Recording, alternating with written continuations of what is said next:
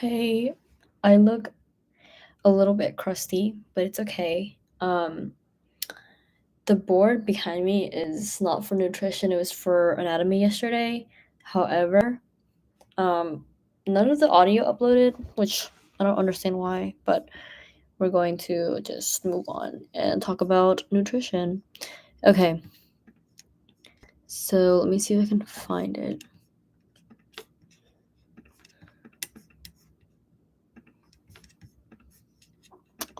Because right now I don't know where it is. Right here. Okay, doke. Let's explain nutrition, the whole thing. So, the objectives of nutrition is food safety, maternal and child health, consumption, eating disorders, physical activity and weight control, food security, and preventing chronic diseases. For the nutrients that we're um, taking into our body, the macronutrients are carbohydrates, fats, and protein. And the macronutrients because they provide you with energy. And our micronutrients are vitamin and minerals, and there's also water. So for carbohydrates and protein, you get 4 calories per gram, and for fats, you get 9 calories per gram.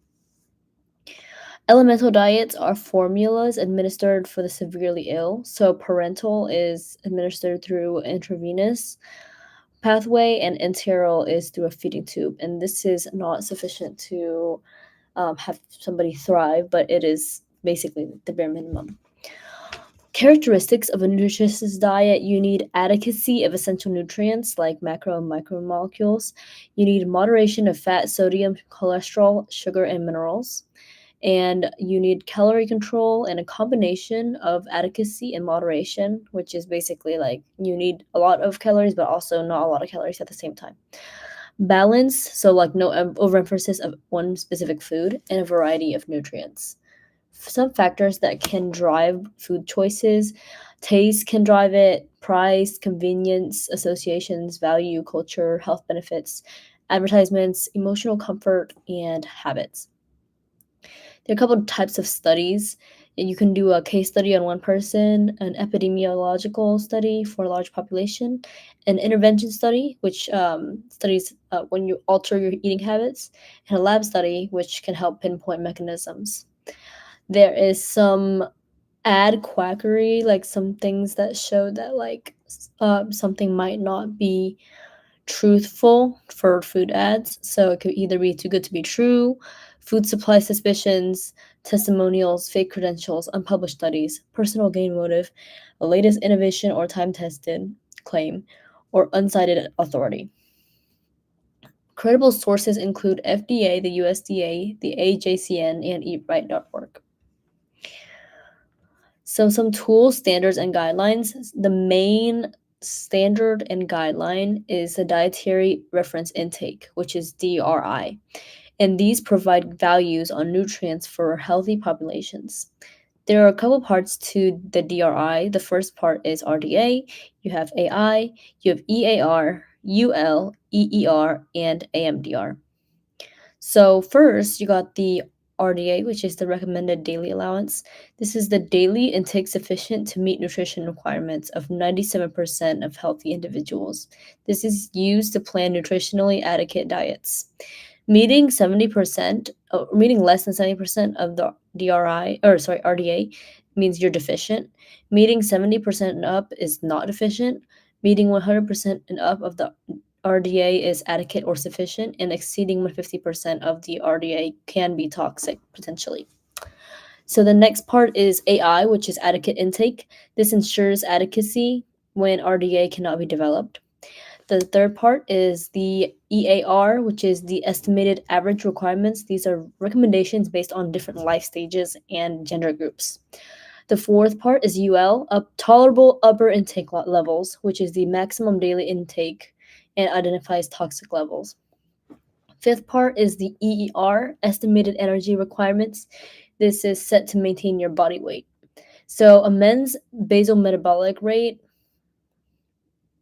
BMR, is 10 times your weight in kilograms, plus 6.5 times your height in centimeters, minus 5 times your age, plus 5.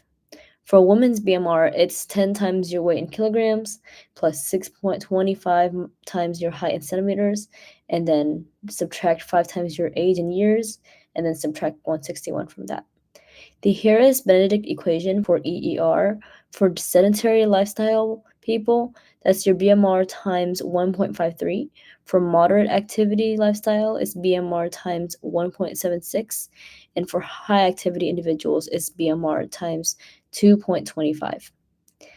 Then the last part of the DRI is the AMDR, which is the acceptable macronutrient distribution range. For macronutrients, this is expressed as percentages. So for carbohydrates, it's 45 to 65%. For fat, it's 20 to 35%. And for protein, it's 10 to 35%. Daily values on a nutrition sheet, or like where you find your nutrition label, this reflects the high nutrient need among the populations. So for American dietary guidelines, you want to have a healthy food pattern, nutrient-dense foods, caloric or added sugar or saturated fat, sodium or alcohol limits. You need, oh yeah, that's what you need. And then saturated fat and sodium are the ones that are normally overconsumed. And then vitamins or minerals like vitamin A, C, D, and E, calcium, iron, fiber, potassium, and folate are usually shortfall.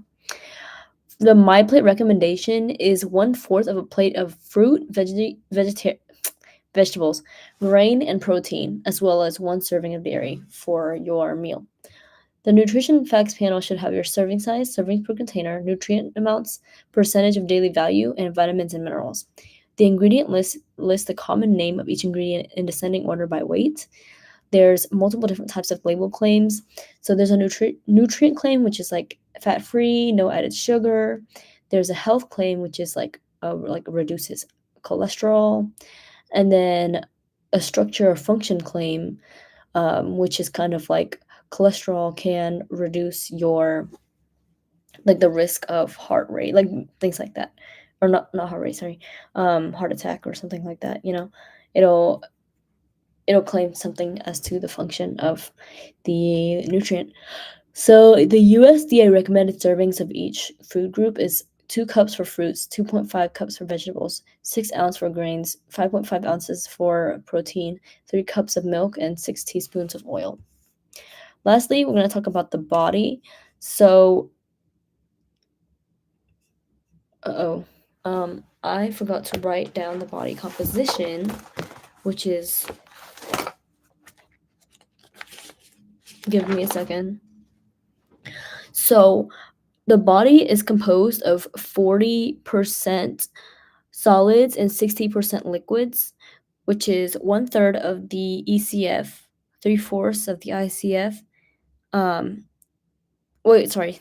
The body is made of 1/3 ECF, 3/4 ICF, and 1/4 plasma. So let's first talk about the circulatory system. So blood and lymph supply energy, oxygen, water, and remove waste, and the ECF and ICF as well. And the blood circles from heart to lungs and body, passing through the digestive system. The lymph carries fat. For the endocrine system, the pancreas will secrete insulin and glucagon to regulate hunger, appetite, and stress reaction. The hypothalamus will monitor the body's condition. The pituitary gland will regulate gland and organ activity. And the prefrontal cortex is in charge of decision making. For your nervous system, the epinephrine and norepinephrine stress response, being flight or flight, will speed up metabolism and organ response. Heart disease can develop from stress and high cortisol levels. For your digestive system, this involves your salivary glands, pancreas, liver, gallbladder, sphincters, and this is in charge of chemical and physical food breakdown. So you have 4 sphincters. You have your esophageal, which is in the middle of like your esophagus and stomachs, and this helps pass the ingested food, and not help it like go back up towards your mouth. You have your pyloric sphincter, which is in between your stomach and small intestine. This helps pass partially digested food from your stomach to the small intestine. The ileocecal sphincter helps pass digested food from your small intestine to your large intestine. And then your anal sphincter is at the end of your rectum and passes feces and prevents leaks. The physical pathway, which involves mostly large organs of the digestive system, is the mouth to the esophagus and the epiglottis, and then moves to the stomach where it becomes chyme, and then it moves to the small intestine where peristalsis will lead it to the large intestine. The chemical pathway involves mostly accessory organs of the digestive system. This is so it goes first from the saliva, which breaks down starch and fat from salivary glands, then to the gastric juice, which will break down protein, then juice and bile in the pancreas and liver, to the bile in the gallbladder.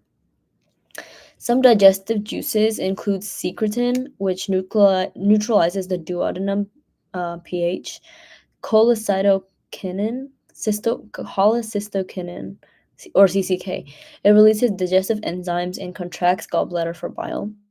Pancreatic juice, which is in the small intestine and helps neutralize stomach acid. Microbes in the large intestine that breaks down undigested or indigestible fibers, protein, or drugs.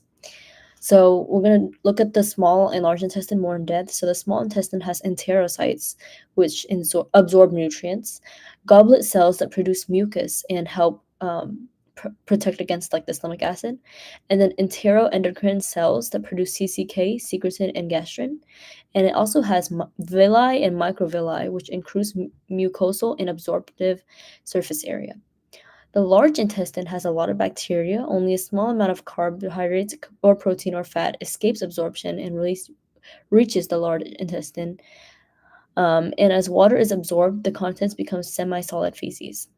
Defecation involves the Valsalva maneuver. This is a forceful pressure on a closed opening, like blowing a balloon. So straining to defecate, you need to like do a little Valsalva maneuver. Straining to defecate over time can lead to diverticulosis, which is pouches in your colon. The excretory system involves your lungs, liver, and kidneys. We'll talk about the liver and kidneys later, but your lungs help excrete carbon dioxide waste. So the urinary system also involves your kidney, bladder, ureters, and urethra. So your kidneys they have working units called nephrons that regulate blood pressure by retaining or excreting sodium. This produces urine by dissolving waste materials into water. Also, this is also used in vitamin D formation and secretes erythropoietin, which stimulates the production of erythrocytes. So storage, the liver stores glycogen and carbs. The muscles also store glycogen and carbs, and fat cells store energy as fat. So the immune system, which is the last system we're going to talk about, this involves physical, chemical, and biological defenses. So our blood involves antigens, which are molecules recognized by the immune system as foreign. We have white blood cells, which include phagocytes, and then T and B cell lymphocytes. And we have inflammation, which is a natural response to cell injury or irritation, when this involves an increase of white blood cells, redness, and heat. That is all the information needed for this nutrition exam. Hopefully I do good, and I'll see you in a couple days or a couple hours, honestly, for my genetic stream.